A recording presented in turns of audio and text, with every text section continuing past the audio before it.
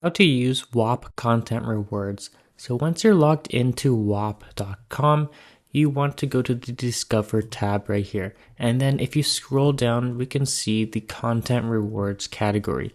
And basically what Content Rewards is you get paid for creating content.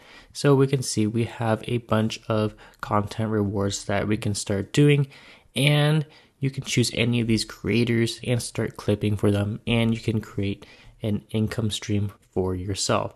Now, if you're not interested in any of these 6 that are shown right here, you can click on show more, and you're going to see a bunch of other channels that you can clip for and make a ton of money.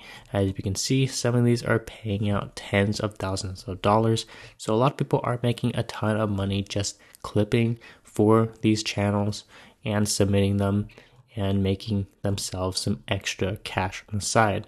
It's a win-win situation because these channels do need a ton of clippers to help push their content out. They're willing to pay just any regular people to clip for them.